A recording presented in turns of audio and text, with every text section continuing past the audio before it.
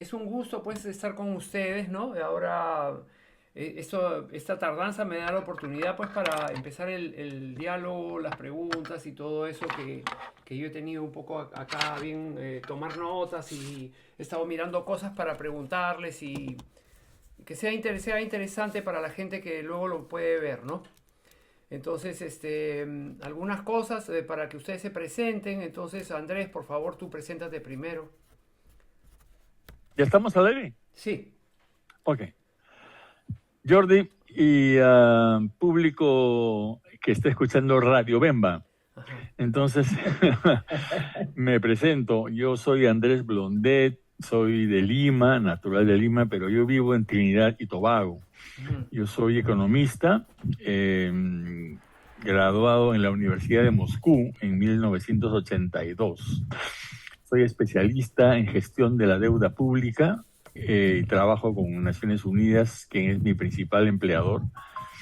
Y me la paso cuando no estoy en mi casa de país en país, ayudando a los gobiernos o trabajando junto con los gobiernos, con los ministerios de finanzas, en ver la situación de su deuda pública y ver cómo se arregla, cómo se puede negociar, ver las estadísticas, en fin, hay un montón de trabajo ahí. He vivido también en Nueva York, he vivido en Washington, he vivido en Ginebra también bastantes años, de modo que conozco personalmente la vida del inmigrante, la vida del peruano en países extranjeros y entonces estamos acá dispuestos a contestar las preguntas que ustedes tengan. Y Carmencita, preséntate, por favor. Buenos días, Jordi. Muchas gracias por la iniciativa. Hola, Andrés. Bueno, y también aprovecho para saludar a todos los que nos escuchan, a todos los peruanos que viven en Finlandia. Bueno, la verdad que es un país interesantísimo, ¿no? Quizás también sería bueno escuchar algún día las experiencias que tienen los peruanos en Finlandia. En fin, bueno, yo soy limeña. Trabajé, al igual que Andrés, a nivel internacional en una agencia, pero en mi caso, en una agencia de Naciones Unidas, la Organización Internacional del Trabajo. Trabajé como responsable de las actividades de formación para dirigentes de América Latina y de diferentes partes del mundo vinculados con las relaciones laborales, con el mundo del trabajo. Estudié Derecho Internacional en la Universidad de Turín, en Italia. He vivido y he viajado por muchos países, por lo tanto, tanto Andrés como yo, como nuestra otra compatriota Gele Sacobertis, que también postula como diputada, al igual que yo, con el número 3, yo soy el número 1. Tenemos esa experiencia internacional, hemos sido migrantes y conocemos muy bien la problemática de los migrantes. En mi caso, yo he trabajado, he formado a muchos líderes de trabajadores y trabajadoras migrantes, así que sabemos muy bien que no es fácil, a veces, ¿no? A veces no es fácil decidir y vivir en el extranjero. Entonces, por eso que hemos decidido de ponernos al servicio para facilitar la vida y el nexo con todos los peruanos que viven fuera. Vamos a representar a los peruanos del exterior en el Senado Nacional Bueno, y en la Cámara de sí, Diputados. algunas cosas, ¿cómo podríamos decir? Observaciones de parte mía, que también he vivido mucho en el extranjero. Son curiosidades, ¿no? ¿Qué es lo que pasa con los peruanos en el extranjero, ¿no? De alguna manera, cuando tú estás en otro país, eres un representante del país, o sea, eres un diplomático, eres un representante del país. ¿Cómo es que nosotros nos toman en el extranjero y uno trata de dejar bien puesto el nombre del Perú? Yo, por ejemplo, yo estudié en Inglaterra, en Londres, teatro. Entonces a mí me decían mis compañeros, que a eso venía con lo de que hoy día he llegado 5 minutos tarde, que cómo era que siempre era tan puntual, ¿no? Y si no se suponía que los peruanos, los latinos son tardones y tal, ¿no? Entonces yo les contestaba, pero ustedes me han visto alguna vez llegar tarde. No, no, tú llegas el primero o el segundo máximo. Entonces yo le dije, bueno, entonces lo que pasa es que en el Perú también habemos los que llegamos temprano. Entonces, entonces no se peguen al cliché, ¿no? Y Sí, entonces, sobre eso, permíteme interrumpirte rápidamente, Jordi. En mi experiencia, yo he visto que los peruanos, de toda clase social, su tendencia es adaptarse rapidito, aprender el idioma rapidito, aprender las costumbres de donde están lo más rápido posible. Son pocos los que se quedan y se quedan sin aprender el idioma y sin aprender las costumbres.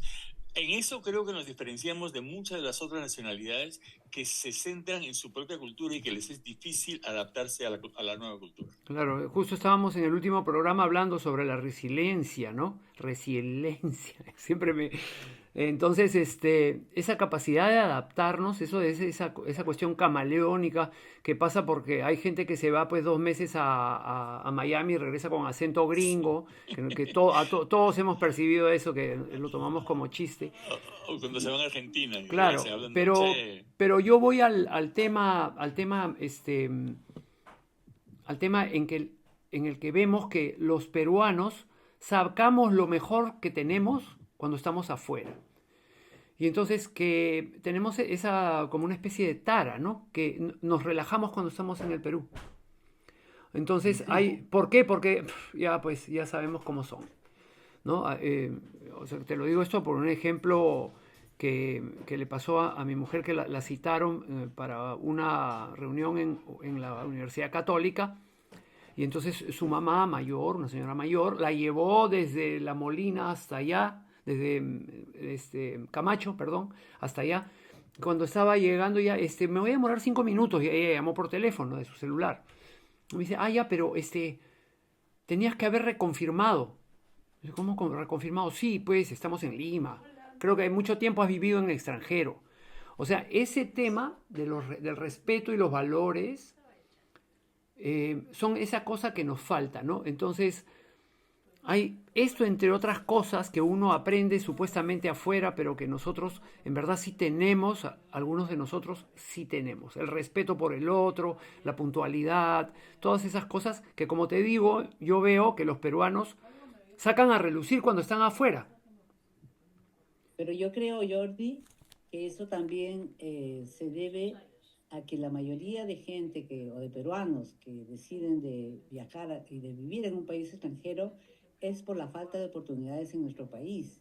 Entonces, cuando tú viajas con una responsabilidad tan grande que tienes a tu cargo a la familia, pero de alguna manera también la economía del Perú, porque si nosotros pensamos a las remesas, que son más de 5.300 millones de dólares, que es equivalente al 1.6 del PBI, la contribución de los peruanos que están en el extranjero es muy importante para la vida de la gente que recibe esas remesas, ¿no? Pero también para el desarrollo económico, social y cultural, porque finalmente también somos embajadores de nuestra cultura y de nuestra identidad. Entonces, esos desafíos, sobre todo llevar la mochila de la familia que tú dejas con mucho dolor, hace que tú, cuando estás afuera, pues te transformas, te integras rápidamente, y además también yo creo que el peruano es muy creativo, por lo mismo que vivimos en la informalidad y por lo mismo que vivimos con desafíos muy grandes en la vida, ¿no?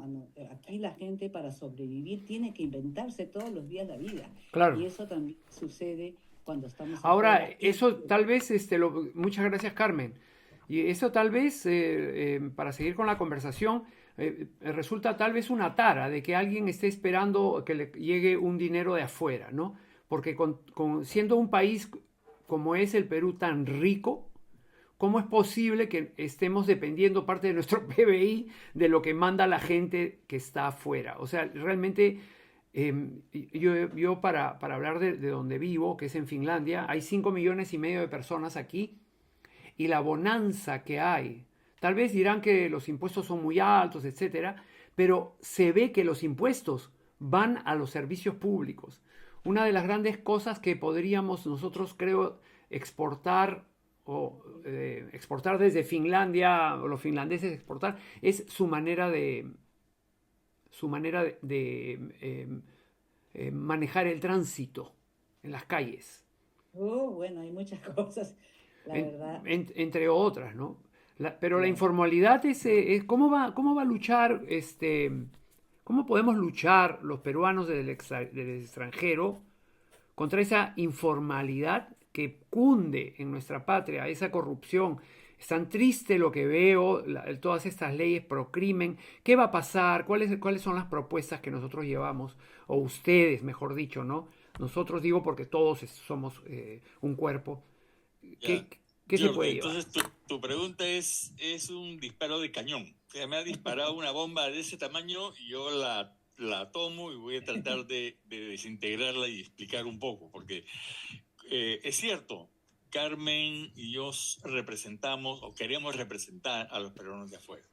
Y lo que nosotros vamos a plantear dentro del Estado, dentro del Parlamento, cuando seamos parlamentarios, son las cosas que hemos aprendido y son las cosas que hemos prometido. ¿Qué cosa hemos prometido? Hemos prometido, en primer lugar, que somos decentes y que vamos a trabajar fuerte. Somos también inteligentes y hemos elaborado una serie de propuestas que las podemos conversar acá. Tenemos propuesta número 1, 2, 3, 4, 5, 6, 7, 8, en fin, una serie de propuestas. Pero además de las propuestas que traemos en nombre de los peruanos en el exterior, vamos a trabajar en un parlamento que va a discutir leyes locales, peruanas, que no tienen nada, que no podrían tener nada que ver con la situación de peruanos en el exterior, sino más bien con la situación interna del país. Y eso va a ser un paquete grande, un paquete legislativo muy grande, y para eso en el partido tenemos gente súper, pero súper buena, en prácticamente todos los ámbitos de acción de leyes. Es un economista.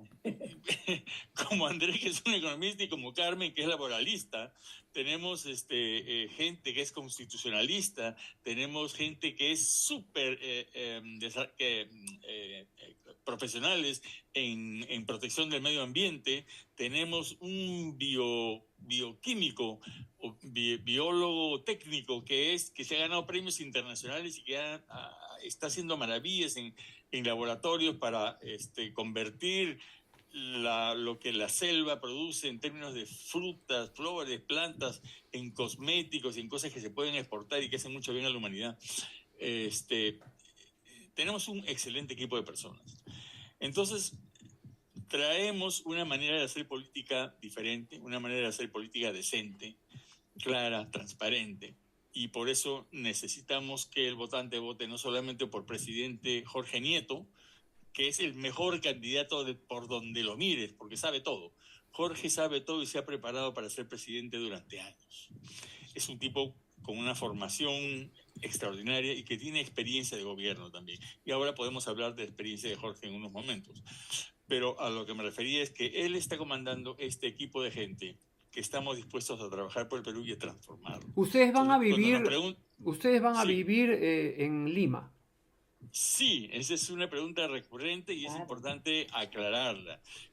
Carmen vive entre Turín y Nueva York y a veces Lima. Yo vivo entre Trinidad y Tobago, que es donde tengo mi casa, y los lugares que visito cuando trabajo, ¿no? Pero digamos, vivimos en el extranjero.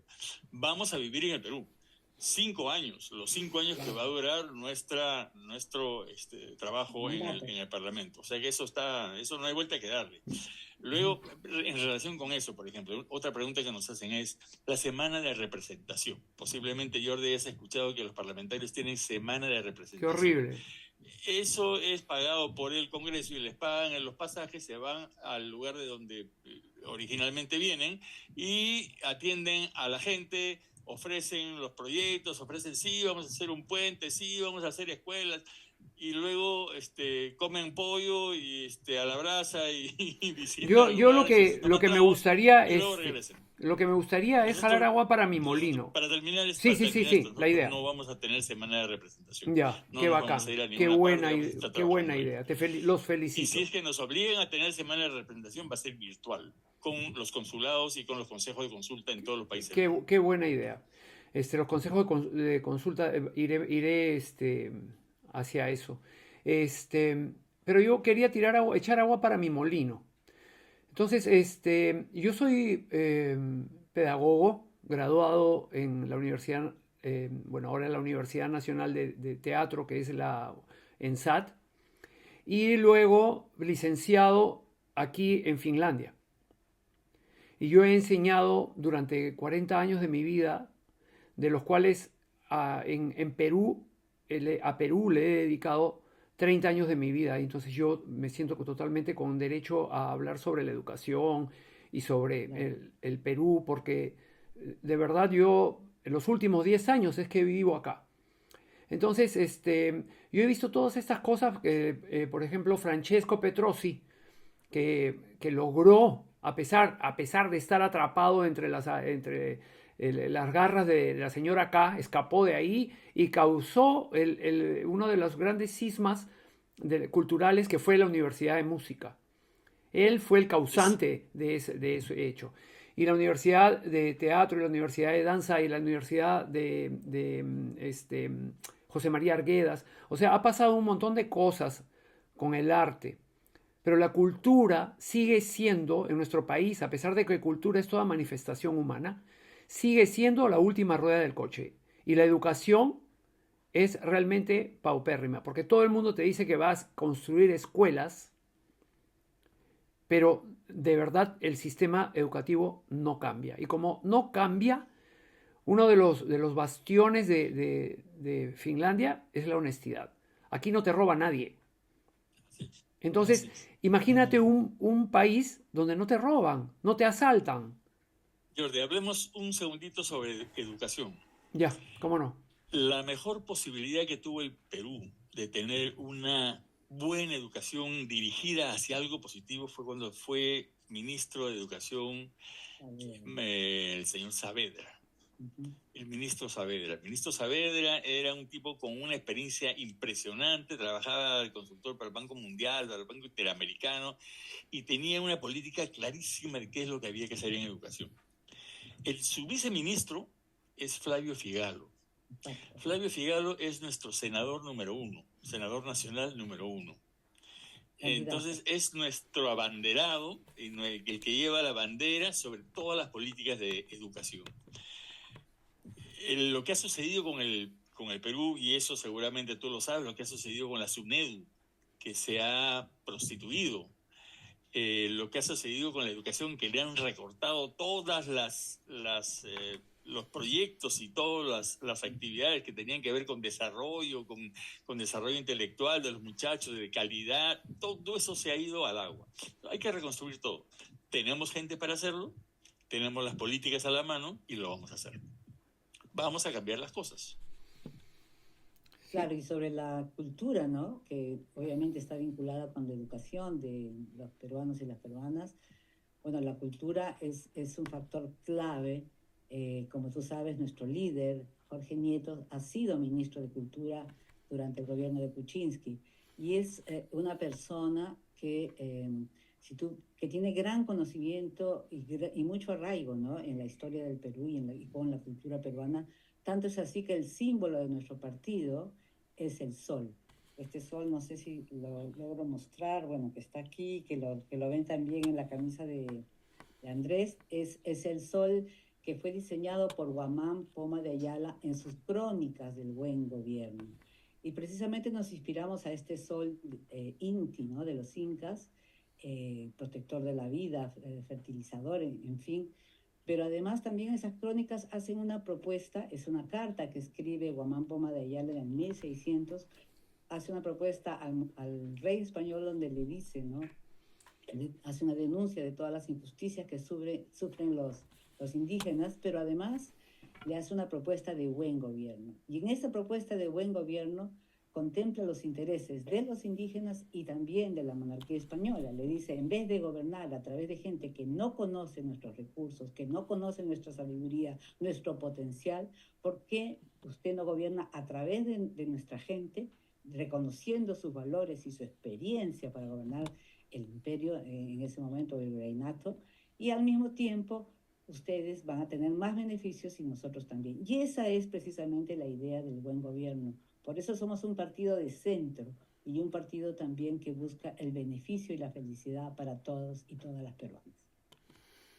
Gracias, Carmen. Yo quería mencionar algunos puntos para conversar con ustedes. Y uno de ellos era, hay partidos que están pensando en construir cárceles, como si eso fuera una solución.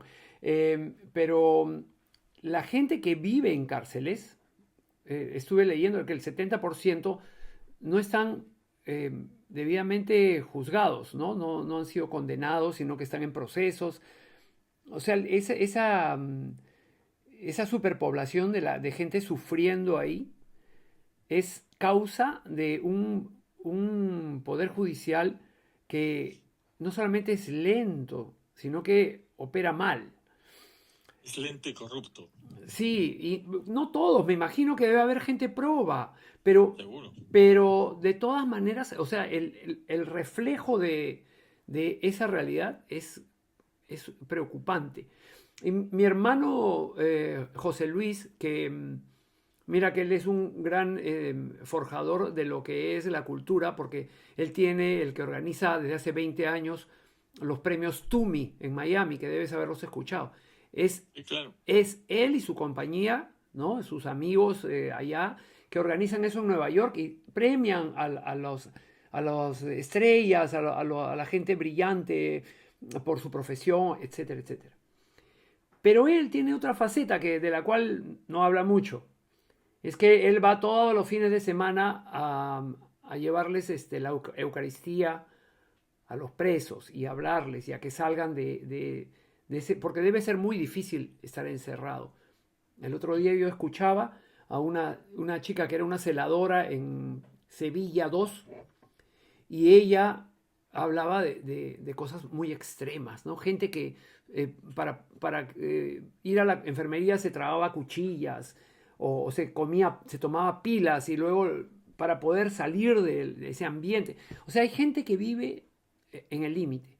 Y en nuestro país no solamente hay esa gente, sino hay otra que ha sufrido pérdidas de familiares y que los derechos humanos, a pesar de haber llegado a la Corte Interamericana y tal, luego se ha vuelto a pasar por encima de ellos. Entonces, esas dos preocupaciones, ¿qué haría ustedes creen? O sea, tal vez es un punto que han conversado. ¿Qué cosa harían con estas políticas sobre la gente que va interna y sobre aquellos que injustamente han sido liberados a pesar de que sus derechos han sido vulnerados y los de su familia y hay muertes y todo eso?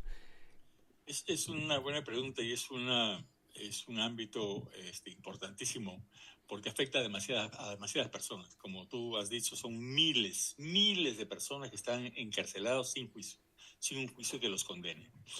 Ni Carmen ni yo somos especialistas en esto.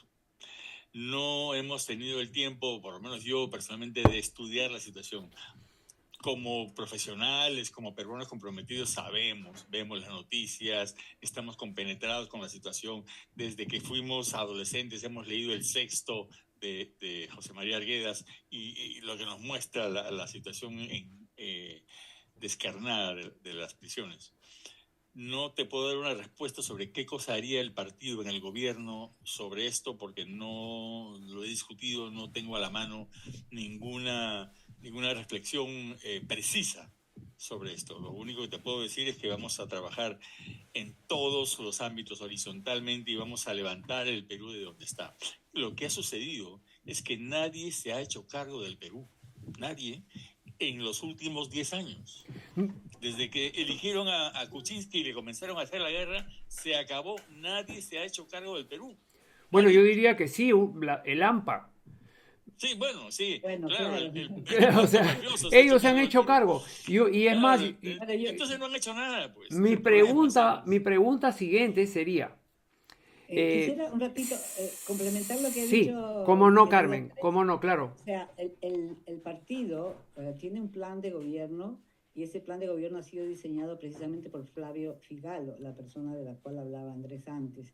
Y nosotros tenemos obviamente una visión de respeto por los derechos humanos. O sea, independientemente de la situación social en la que te encuentres, que puede ser también la de recibir una sanción carcelaria, o sea, es una visión respetuosa de los derechos humanos, de los tratados internacionales y, por supuesto, de todos los ámbitos y de las cortes internacionales en las cuales el Perú tiene una responsabilidad muy importante. Lo que pasa es que estamos ante gobernantes que son totalmente lejanos a los derechos humanos y que por el contrario, inclusive tienen el descaro de hablar de que hay que retirarse de la Corte Interamericana, lo que para nosotros obviamente somos totalmente contrarios. Bueno, y gracias, sí, me alegra, me alegra escuchar eso. Ahora, ¿cuál es el plan? Acá yo creo que esto sí me lo tienes que contestar. Andrés y Carmen también, intenten al menos. ¿Cuál es el plan para dejar de ser un narcoestado? Porque es evidente que nuestro país es el primer productor de hoja de coca del mundo. Y que ese es uno de los grandes azotes de nuestra sociedad, porque cada vez que chapan a un ratero, el mal llamado ratero, porque el ratero es el que chapa a las ratas, así, al menos eso era lo que yo tenía idea cuando era chico, llamaba uno al ratero para que chapen a la rata, no al revés. Entonces, ¿qué es lo que se va a hacer para que eso termine? Eso tiene que ver con las políticas públicas que el partido tiene. En primer lugar, tenemos que suprimir, eliminar, barrer con las leyes pro crimen, que son las leyes que este pacto mafioso en el Congreso ha dado en los últimos 10 años. Se han demorado para hacer todo lo que han hecho. Tenemos que deshacer toda esa barbaridad que se ha hecho y volver a plantear las leyes originales o mejorar las que habían antes. Es decir, que se le dé a la policía y a la fiscalía las facultades que tenían antes para aprender, investigar y castigar a los delincuentes. Eso es crucial, esa es la primera cosa que vamos a hacer tan pronto pisemos el Parlamento. Eliminar esas leyes pro crimen. Luego está el asunto del origen del narcotráfico. Entonces vamos a dirigirnos al origen del narcotráfico, que es ¿qué? Que es la producción de la coca. La producción de la coca no se puede detener con un plumazo. No se puede llevar avionetas y empezar a destruir todas las plantas, que fue lo que se ha hecho a partir de los años 80, 90. ¿No? Las políticas de la DEA, que eran políticas simplemente destructivas y que acababan con todo. Y eso fomentaba, uno, el descontento y la guerrilla. Y dos, fomentaba que se siguiera plantando coca cada vez en lugares más remotos.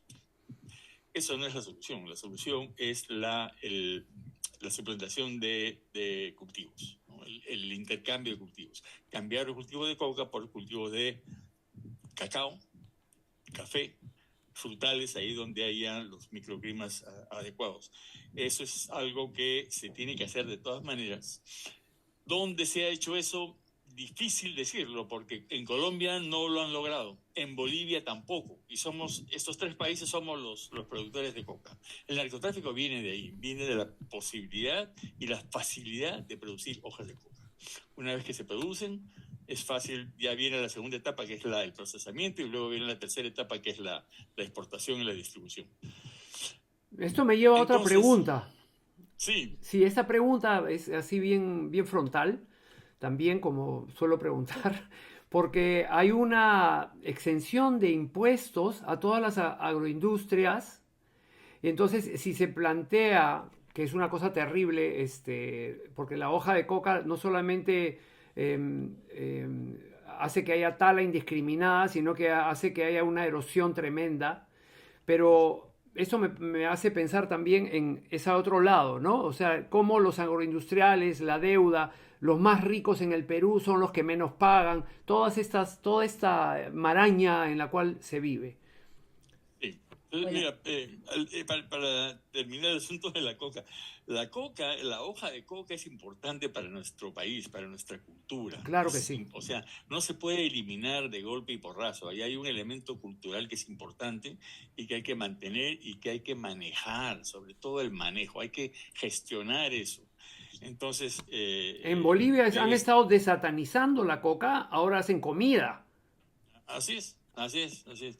Y hay mucha gente que vive en el Perú de eso también, en el sector turístico, de darle a los turistas su matecito de coca, su tecito, y etcétera. Y además de eso está el uso cultural de la hoja de coca en ritos y en tradiciones que tenemos que respetar y que están muy bien hechas. Claro, por ahí no. Además de eso, la coca tiene una serie de propiedades curativas, sanativas, etcétera, que hay que saber aprovechar. Tiene propiedades químicas que son la que le dieron la fama originalmente. Hay que darle valor agregado, lícito. Es un anestésico fantástico. Entonces hay que trabajar por ese lado. Y cuando se habla de suplantación o sustitución de cultivos, no significa que ya no va a existir la hoja de coca, sino que va a estar regulado, ¿no? Sobre lo que tú decías, sobre la exención de impuestos. Ya, claro. Entonces, la gente dice, hay que promocionar la agroindustria, que es la agricultura moderna, digamos, que es la agricultura en la que se procesan los alimentos que produce la tierra. El food power. Se limpian, se lavan, se encajan, se ponen una pintita y se pone bien bonito y se manda a Europa. Hay que promocionar eso, ¿no? Eso es lo que todo el mundo dice. Entonces, para promocionar eso, tenemos que darle incentivos tributarios. Bacán. Entonces, que estos agroexportadores no paguen impuestos, o que se les rebaje drásticamente el impuesto a la renta. Enorme, ¿no? Entonces, ¿qué es lo que sucede? Que le estamos dando una ventaja no competitiva a aquellos que deberían competir en la cancha con todo el mundo. Entonces, estos señores que son inversionistas peruanos y inversionistas extranjeros se están beneficiando enormemente básicamente de tres cosas. La primera es del cholo barato peruano. La segunda es de no pagar impuestos y tener mayor ganancia. O sea, el margen de ganancia es mucho mayor porque no pagas impuestos. Y la tercera cosa que se aprovecha de las riquezas naturales, del suelo natural y del agua del subsuelo, que se la están bajando. Entonces tenemos un Ministerio de Agricultura y Riego que mira para el costado. No hace nada, no hace ni dice nada. Y el Ministerio de Agricultura y Riego debería hacer y decir. ¿Y qué van a hacer ustedes? Eso es la pregunta, porque nos quedan 4 minutos, entonces mira cómo se ha ido el tiempo volando. Sí, se ha ido rápido. Dime, Carmen. Sí, no. Quería complementar lo que ha dicho Andrés diciendo que el partido de gobierno en su plan de trabajo prevé una política fiscal progresiva, ¿no? Que tiene que ser, digamos, reducir estas injusticias de las que estamos hablando. O sea, se comprendía que al inicio se favorecía el crecimiento del sector agroexportador, pero hoy en día ya no se justifica porque las ganancias son enormes y además también necesitamos dar un buen trato equitativo a los trabajadores y trabajadoras que trabajan para ellos. O sea, no es posible que con tantas ganancias su salario, pero además estén en condiciones desiguales al resto de trabajadores y trabajadoras del Perú. Entonces, lo que nosotros, por supuesto, tenemos que hacer una reforma fiscal en la que aquellos que tienen más paguen para los que tienen menos, a cambio, pero de un servicio público de calidad. Ahora, esto es una cosa... Para combatir la corrupción hay que establecer meritocracia verdadera y no el dedo de los amigos, los amiguitos. O sea, tiene que cambiar la cultura del Perú en un marco de desarrollo integral. Bueno, los agroexportadores te dicen, no, pues mira toda la cantidad de trabajo que hemos generado. Antes esta gente no tenía trabajo y ahora sí tiene. Pero bueno, lo mismo decían los esclavistas, mira la cantidad de esclavos que están trabajando y antes no trabajaban. Y el tema es que esto está pasando ya no solo en Perú, sino que es a nivel global. Los ricos son cada vez más ricos y los pobres son cada vez más pobres. Entonces, esa equidad, esa sostenibilidad, esa inclusión es la que nosotros debemos de buscar. Entonces, y eso tiene que ver con el rol del Estado, Jordi. Sí. Mi consejo A para veces nos preguntan, ustedes... ¿ustedes son de derecha, son de izquierda? No, no, no. La derecha es donde el Estado no hace nada y deja que el mercado regule. La izquierda es aquella en la que el Estado regula al mercado, entonces le pone todas las limitaciones y no hay competitividad, no hay producción, no hay productividad, no hay eficiencia. Entonces, ¿dónde nos situamos nosotros? Nosotros decimos, mire, ya claro, esos conceptos ya son viejos, son conceptos decimonónicos, no tienen nada que ver nosotros. Si hay que situarnos en ese espectro, nos situamos y decimos, somos el centro transformador. O sea, no tenemos políticas de absoluta libertad del mercado y no tenemos políticas de absoluto estatismo. Sabemos que el Estado tiene un rol. El Estado tiene un rol importante, tiene un rol de promover la economía, de promover el empleo, de promover la salud, de promover la educación. El Estado tiene que hacerse cargo de las necesidades básicas de la sociedad, tiene que hacerse cargo. Y lo que no quiere decir que tiene que pagarle a todo el mundo, tiene que hacer que exista la infraestructura necesaria para que haya una educación de calidad, para que haya transporte de calidad, para que haya la seguridad de la gente que pueda salir a la calle e irse a su trabajo sin que lo asalten, sin que lo roben, ¿cierto? Y para darle educación a los niños y jóvenes. Esa es la función del Estado. Además de eso, el Estado debe regular la economía. Debe asegurar, ¿qué es lo que Andrés. la gente de derecha dice? Mira, dice, está Julio Velarde en el Banco Central, qué maravilla, qué bestial. Andrés, Está regulando la economía. Sí, sí, es cierto. Andrés y Carmen, yo les agradezco infinitamente lo que... Nosotros también, Jordi. Y ojalá que esta conversación que hemos tenido ponga sobre el tapete para que esta recta final sea una recta en la cual ustedes ganen de votos y ganen a gente y muestren luego si es que los coloca la votación del pueblo en ese sitio, respondan como ustedes deben de hacerlo. Muchas gracias por esta Gracias, entrevista. Jordi. Palabras finales, Gracias, Jordi. amigos, compañeros, compatriotas, el partido del buen gobierno. Marquen los 5 soles.